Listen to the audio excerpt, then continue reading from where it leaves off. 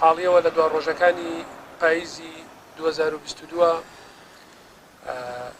لەم قەزا جوانەی هەرێمی کوردستانی کرێ بینینەوە بۆ دانانی بەردی بناغەی ڕێگایەکی گرنگ کە ئەبێتە هۆی دروستکردنی ڕێگاکە بێتە هۆی کەمکردنەوەی زیانەکانی ڕووداوی هاتوچۆ و بێتە هۆی ئاسانکاریی زۆر باش بۆ هاوڵاتیانی هەموو هەرێمی کوردستان و بە تایبەتیش ئەم سنوورە. پرۆژەی ڕێگای وارماوە زەدەڕەش بەردەکەر ناوتاق دەربەندیخان پرۆژەیەکی گرنگە کە درێژی ڕێگاکە زیاتر لە 22 کیلۆمەتر دەبێت و وا دانراوە کە بە ماوەی 450 ڕۆژ جێبەجێ بکرێت.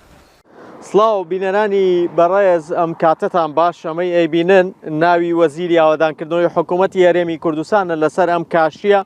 کە هی ئەم بەردی بناغەیە بەڵام بەهۆی ئەوەی کە ماوەیەکی زۆرە لێرە دانراوە پرۆژەکە بەردی بناغەکەی هەڵوەشاوەتەوە و کاشیەکانی پارچە پارچە بوون. ئەمە ئەبوو ڕێگایەکی بەدیل بێ بۆ ئەوەی ببێتە فریادڕاست بۆ ئەو لۆد و قەرەباڵخەی لەسەر ڕێگای زەڕایەن دەربەنیخان هەیە. بەڵام وەکو بینن ڕێگاکە وەکو خۆیەتی و ئەمە شوێنی بەردی بناغەیە دانراوە لێرە هیچ تەواو نەکراوە بەهۆی ئەم شەپۆلەی دواییشەوە ڕێگاکە بووەتە شی و داخورانێکی زۆری تیا کەوتووە کە ئۆتۆمبیل بە ئاسانی ناتوانێت هاتوچۆی لێەوە بکە. ئەم ئۆتۆمبیلانە کە ئێستا لێرەوە هاتوچۆی لێەکەن بۆ گوندەکانە ناچارن ئەم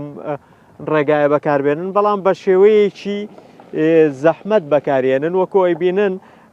تاسە و چاڵ و چۆڵێکی زۆری تایە ئەو ئۆتۆمبیلە ئەبینی سەیریکە ناتوانێت بە خێرایی لێ بخڕێ و بە ناو تاسە و چاڵ و چۆڵەکانە بە زەحمەت دەربازە بێ. بەڵام خەڵک هەر چاوەڕێی ئەوەن کە ئەم ڕێگایە تەواو بکرێ و بکرێتە خزمەتی خەڵکەوە و وەکو ئەوەی بەرپرسان بەڵێنیاندا بۆ ئەمە بکرێتە شوێنی هاتوچۆی بار هەڵگرەکان و ئۆتۆمبیلی بچووک ئۆتۆمبیلی تایبەت و تاکسیەکان لە ڕێگا کۆنەکە و تونێلی دەربەنیخانەوە هاتوچۆ بکەن.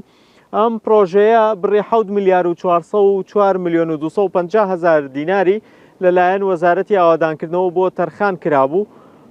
بەڵام تا ئێستا وەکو ئەبینن ڕێگاکە ڕێگایەکی خۆڵە و خەڵکی شەر لە چاوەڕێی ئەوان کە ئەم ڕێگایە تەواو بێت.